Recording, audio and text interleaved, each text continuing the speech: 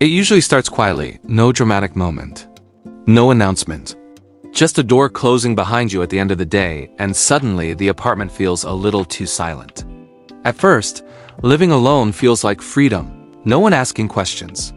No one judging your schedule. You can eat when you want, sleep when you want, live exactly how you want. That's the dream people sell. But what no one tells you is that the silence doesn't stay peaceful forever. Slowly, it starts to cost you more than just rent.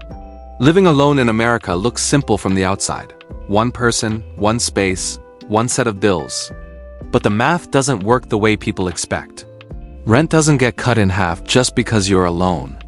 Utilities don't magically shrink enough to make up the difference. Internet costs the same. Phone bills stay the same. Insurance premiums don't care if you share a couch with someone or not. Every fixed cost lands on one paycheck, one budget, one body. At first, you tell yourself it's temporary. You'll manage. You'll adjust. You'll figure it out, and you do for a while. You learn how to stretch groceries. You stop buying things that aren't necessary. You delay doctor visits, car repairs, and vacations. You start thinking in terms of can this wait, instead of do I need this? And slowly, that mindset becomes normal. The real cost isn't obvious at first. It shows up in small decisions. You skip eating out because cooking for one feels expensive and pointless. You buy cheaper food that lasts longer, even if it's not the healthiest option. You avoid turning on the heater or the AC until it's absolutely unbearable. You learn how to live slightly uncomfortable, all the time. And then there's the mental weight. When you live alone, every problem is yours alone. If something breaks, there's no second opinion, no shared stress, no one to say, we'll figure it out. It's just you and the bill. If you get sick, there's no one to pick up medicine, no one to check if you're okay, no one to cover responsibilities while you recover. You still have to function because there's no backup. Even rest feels different when you live alone. You're always slightly alert, always responsible. If something goes wrong, it's on you. That constant low-level awareness drains energy in ways people rarely talk about. You're not just paying rent, you're paying with emotional bandwidth. Work takes on a heavier role too. Your job isn't just income anymore. It's security, survival, insurance, rent, food, everything. Missing a paycheck feels terrifying when there's no shared cushion. Taking risks becomes harder. Switching jobs feels dangerous. You stay in situations longer than you should, not because you love them, but because stability matters more than happiness when you're alone. And socially, living alone changes how you move through the world. You become more independent, but also more isolated. You might go days without meaningful conversation. You scroll through your phone just to hear voices. You hesitate before calling friends because you don't want to feel like a burden. Everyone else seems busy building families, sharing expenses, moving forward together. Meanwhile, you're handling everything solo, quietly. The cost shows up on weekends too. Empty apartments amplify thoughts. Silence gives space to worries you can usually outrun during the work week. You feel pressure to go out, to be productive, to make life feel full. But going out costs money. Staying in costs your mood. Either way, there's a trade-off. Financially, emergencies hit harder when you live alone. There's no one to split unexpected costs with.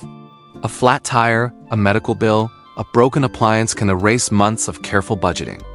And once savings dip, rebuilding them alone takes time. A lot of time. You start to understand how thin the margin really is. People often say, at least you have your independence. But independence in America is expensive. It assumes steady income, stable health, and constant self-control. It doesn't account for burnout. It doesn't account for loneliness. It doesn't account for the emotional cost of carrying everything by yourself. And still, most people living alone don't complain. They adapt. They normalize the strain. They tell themselves everyone is tired, everyone is stressed, this is just adulthood. But deep down, there's a quiet exhaustion that comes from never being able to fully exhale.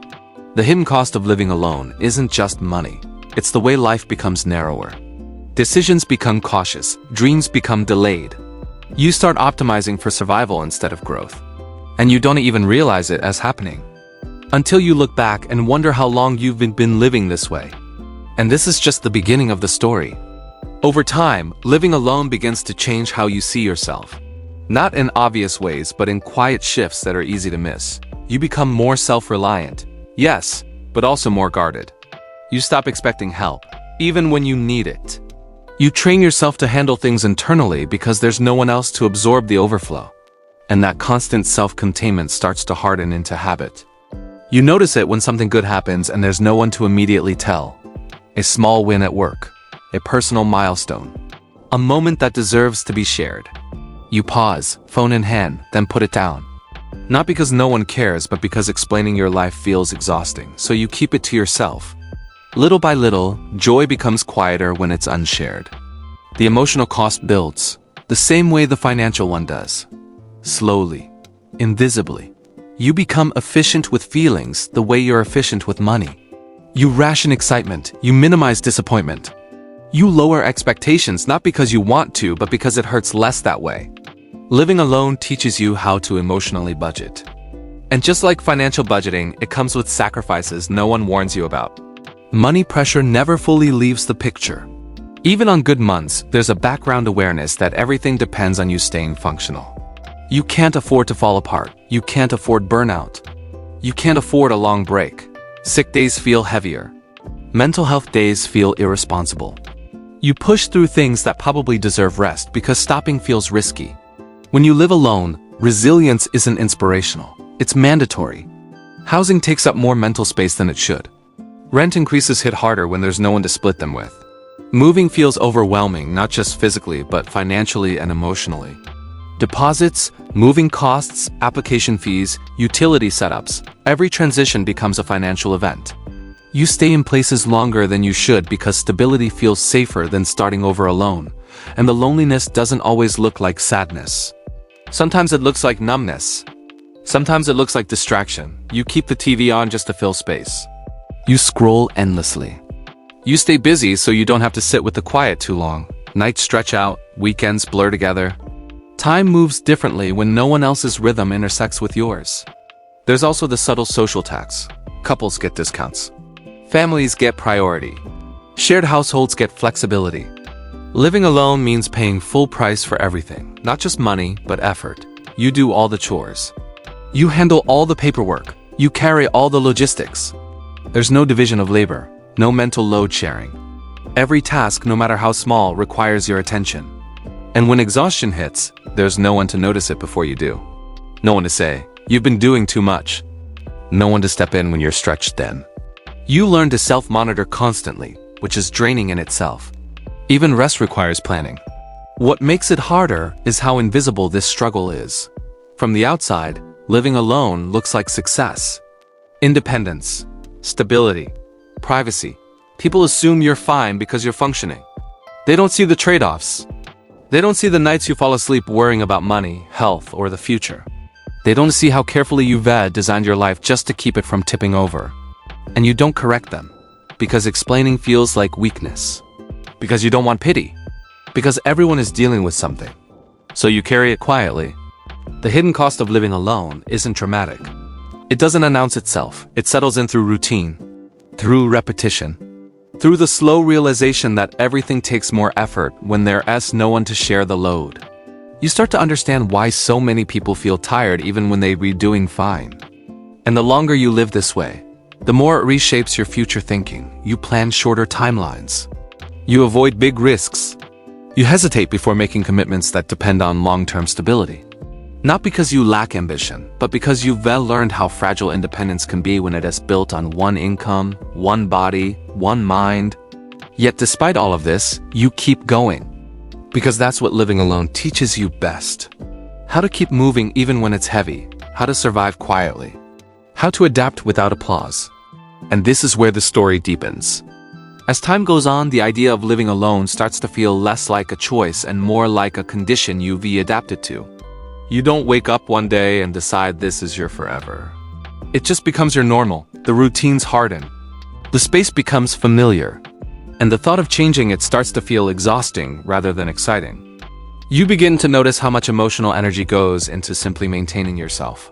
Cooking, cleaning, working, managing bills, staying healthy, staying sane. None of it is dramatic, but all of it is constant. There's no rotation, no sharing, no off days. Even when you're tired, the apartment still needs attention. The laundry still waits. The dishes don't disappear. Life doesn't pause just because you're worn down. And slowly, that constant responsibility seeps into your sense of time. Days feel shorter. Weeks pass faster. You tell yourself you'll catch up later, rest later, live more fully later. But later keeps moving. Living alone has a way of compressing life into maintenance mode, where most of your energy goes toward keeping things from falling apart rather than building something new. The future starts to feel abstract. You think about aging differently when you live alone. Illness feels scarier. Accidents feel heavier. You imagine getting hurt and having no one nearby. You imagine needing help and not knowing who to call. These thoughts don't dominate every day, but they show up in quiet moments, late at night, when the apartment is silent and your mind wanders too far ahead. You also become more careful with emotional attachment. When you live alone long enough, you learn how disruptive connection can be. Letting someone in means adjusting routines, sharing space, compromising habits you've carefully built to survive. Even when you crave companionship, part of you resists it. Not because you don't want closeness, but because you've worked so hard to make your life function as it is. There's a strange contradiction in living alone. You're independent, but deeply interdependent on systems that don't always work in your favor. Your job, your health insurance, your landlord, your car, if any one of these fails, everything shakes. And there's no second income, no backup adult, no shared safety net inside your home. That vulnerability sits quietly under everything you do. Emotionally, you start becoming your own witness, your own support system, your own voice of encouragement. And while that builds strength, it also builds fatigue. There's no relief from being on. Even self-care becomes another task to manage, another thing you're supposed to do correctly. Sometimes you wonder if this is what adulthood was supposed to feel like. Functional, but hollow. Stable, but lonely. You scroll through other people's lives and wonder how they make it look so easy, but you also know the truth. Many of them are sharing costs, sharing space, sharing emotional load. You're carrying yours alone. The hidden cost here isn't failure. It's endurance. The kind that doesn't feel heroic. The kind that just keeps going because stopping isn't an option. And the longer you do it, the more it reshapes how you see yourself. You become someone who doesn't ask, someone who doesn't expect, someone who handles things. But even the strongest systems wear down without reinforcement. Living alone teaches you discipline, but it also teaches you silence. And silence, over long periods, changes people. It makes them quieter, more inward, more cautious. You start choosing predictability over possibility. Not because you've given up, but because unpredictability feels expensive. And yet, despite all of this, something inside you still wants connection. Still wants ease. Still wants a life where responsibility is shared. Where joy doesn't echo off empty walls. Where hard days don't have to be carried solo. That desire doesn't disappear. It just waits. And that's where the final layer of the story begins. At some point, you stop asking whether living alone is good or bad and start asking a different question. Is it sustainable? Not just financially, but emotionally, physically, spiritually. And that question lingers because the honest answer isn't simple. You realize that living alone didn't just shape your lifestyle, it shaped your identity. You became someone who adapts, someone who carries weight quietly, someone who doesn't make noise about struggle because you learned early that noise doesn't lower rent or pay bills. You learned to survive first, and only later wondered where living went. There's a quiet grief in that realization. Not a dramatic sadness, but a soft ache. The kind that comes from knowing you've been strong longer than you should have had to be. From recognizing that independence in America often means isolation disguised as success. You did what you were told. Worked hard, paid your bills, stayed responsible. And yet you still feel stretched thin. What hurts most isn't the loneliness itself. It's how normalized it becomes. How easy it is for weeks to pass without real connection.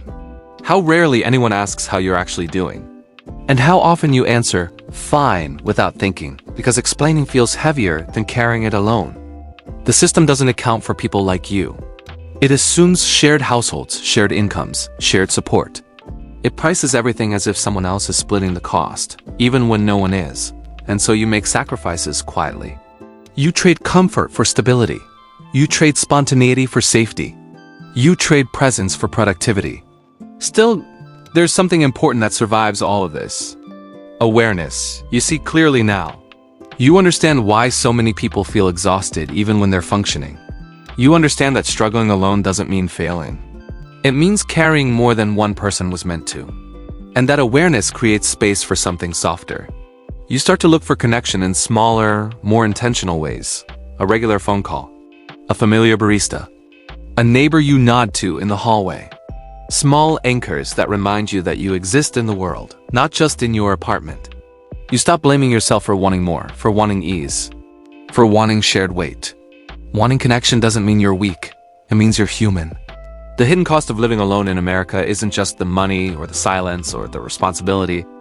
It's the way it slowly teaches people to accept less than they deserve, less support, less rest, less joy.